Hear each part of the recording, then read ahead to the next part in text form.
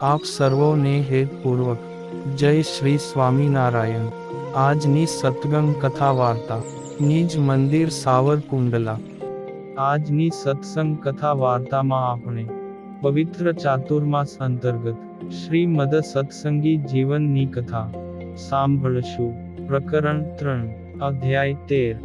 1 સુવ્રત મુનિ કહે છે કે, હે પ્રતાપસિંહ રાજન, સર્વે ભક્તજનોએ પૂજા કરી લીધા પછી ભગવાન શ્રી હરિએ પોતાના બ્રહ્મચારી ધર્મની માધ્યાહ્નિક વિધિ કરવા માટે ઉન્મત્ત ગંગાએ જવાની ઈચ્છા કરી।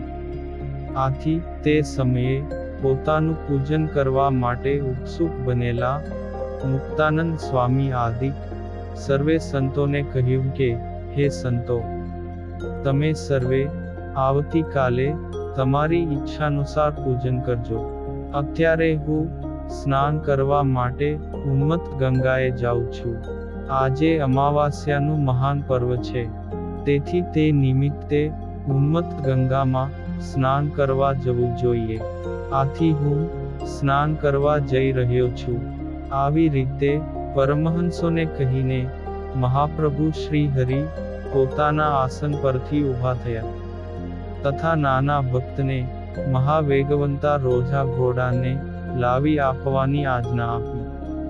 શ્રી હરિની આજ્ઞા થતાં જ નાનભક્ત તત્કાળ તે અશ્વને શ્રી હરિની સમીપમાં લાવ્યા। તે સમયને વિશે શ્રી હરિએ સમગ્ર સંતવૃંદ તેમજ હરિભક્તોને આગળ ચાલવા આદેશ કર્યો ને પોતે અશ્વ પર આરૂઢ થયા ને હરિભક્તોના વૃંદની સાથે ઉન્મત્ત ગંગા તરફ ધીરે ધીરે ચાલવા લાગ્યા। તે સમયે શસ્ત્રધારી એવા સર્વે ક્ષત્રિયો પણ શ્રી હરિની પાછળ પાછળ ચાલવા લાગ્યા। તે ક્ષત્રિયો ઉત્તમ રાજા, સોમલા ખાચર, સુરા ખાચર, અલૈયા ખાચર, મૂળજી, જીવા ખાચર, ભગુજી, નાજા જોગિયા, રાઠોડ, માંત્રિક, વાઘજી, વેરાભાઈ, હાથીઓ, મામીઓ, રામ, ગાલવ, ગોવર્ધન, માનજીત, વસ્તો, વેલો, અર્જુન, અલય, કેસરી, માનસીન, કુશળ, પુંજાજી, કાળો, હમીરજી, ખોડો, ભીમો, જુશો, રતનજી, જાલમ, લાખો, કમો, મોકો, વીરો, દેવો, નથુજી, દેરાજીત વગેરે ક્ષત્રિયો તેમજ મુકુદાનંદ આદિક વર્ણિયો, મયારામ આદિક બ્રાહ્મણો, પર્વતભાઈ આદિક વૈશ્ય ભક્તો, હરજીભાઈ આદિક શૂદ્ર ભક્તો, ગોકળાદિક ચારણ ભક્તો ભગવાન શ્રીહરિની પાછળ પાછળ ચાલવા લાગ્યા। હે રાજન, આ આખા સંઘમાં સૌથી આગળ વાજિંત્રો વગાડનારા ભક્તો ચાલતા હતા। ત્યારબાદ ધનુષ પરિમાણ દ્રષ્ટિ રાખીને સંતવૃંદ ચાલતું હતું। તેમની પાછળ રોજા ઘોડા પર આરૂઢ થયેલા ભગવાન શ્રી હરિ ધીરી ગતિએ આવી રહ્યા હતા। શ્રી હરિની પાછળ સર્વે પાર્ષદો ચાલતા હતા ને તેમની પાછળ બીજા ભક્તજનો અને તેની પાછળ સર્વે સ્ત્રી ભક્તોનો સમુદાય ધીમે ધીમે ચાલતો હતો। હે રાજન, તે સમયે ભક્તોના સમુદાયથી વીંટળાયેલા ભગવાન શ્રીહરિ પોતાને તરંગો રૂપી પોતાના હાથ હલાવીને જાણે બોલાવી રહી હોયને શું એવી ઉન્મત્ત ગંગાને નિહાળવા લાગ્યા। આ પવિત્ર ઉન્મત્ત ગંગામાં પોતાના ભક્તોના સુખ માટે કરુણા કરીને નરાકૃતિને ધારણ કરનારા સાક્ષાત પૂર્ણ પુરુષોત્તમ નારાયણ શ્રી હરિ પોતાના એકાંતિક ભક્તો કે જેઓના વદન શ્રી હરિના દર્શનથી પ્રફુલ્લિત થયેલા છે એવા મુક્તાનંદ સ્વામી, વ્યાપકાનંદ સ્વામી વગેરેની સાથે જળક્રીડા કરે છે।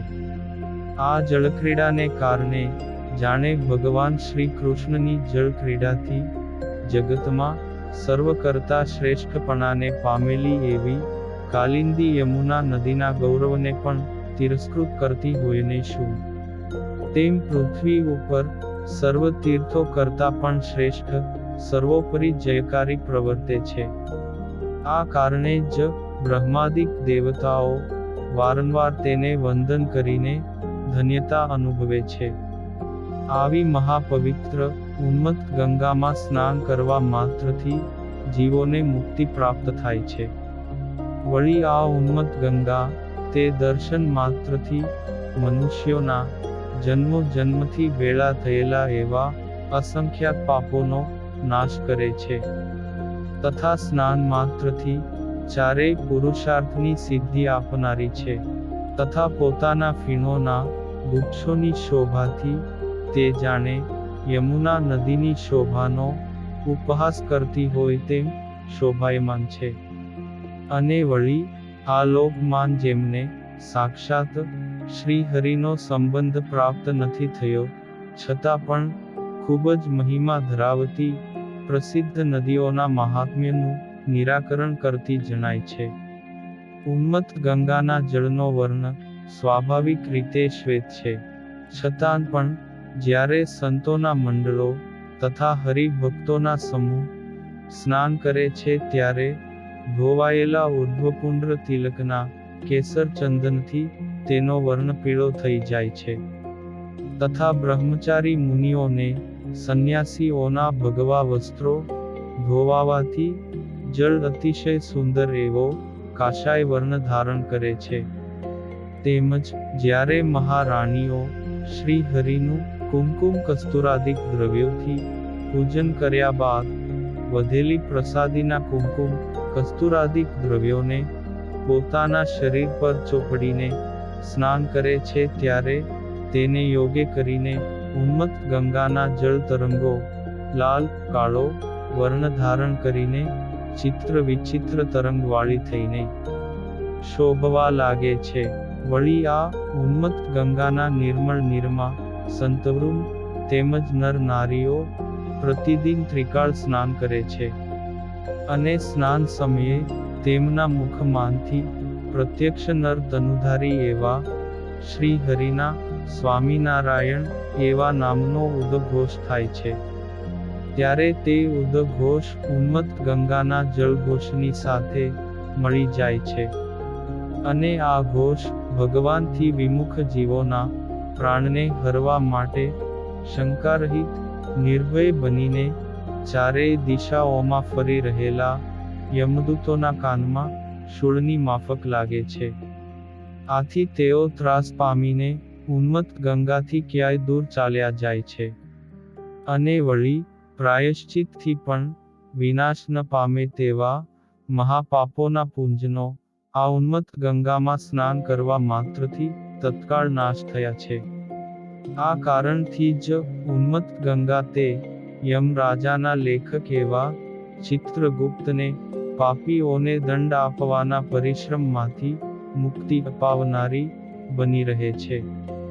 તેમજ દૂર દૂર પ્રદેશમાં નિવાસ કરતા મનુષ્યો પણ જો અંતકાળે ઉન્મત્ત ગંગાના અણુમાત્ર બુંદનું પણ પાન કરે છે તો તેઓ શરીરનો ત્યાગ કરીને તત્કાળ ઇન્દ્રાદિક દેવતાઓની અપ્સરાઓ સાથે સ્વર્ગના સુખો ભોગવવા માટે લાયક થાય છે.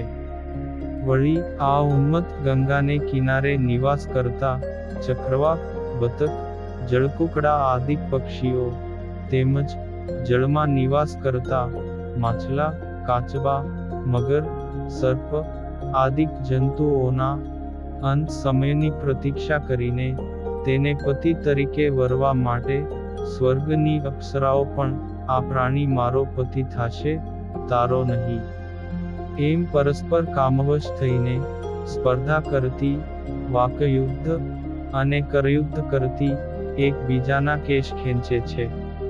અને જ્યારે તે પ્રાણીઓ શરીર છોડે છે ત્યારે તેને તત્કાળ પોતાના વિમાનમાં બેસાડીને સ્વર્ગમાં લઈ જાય છે. અને હવે પછીની કથા વાર્તા આપણે આગળના ભાગમાં સાંભળશું. અત્યારે આપ સર્વોને ભાવથી જય શ્રી સ્વામિનારાયણ.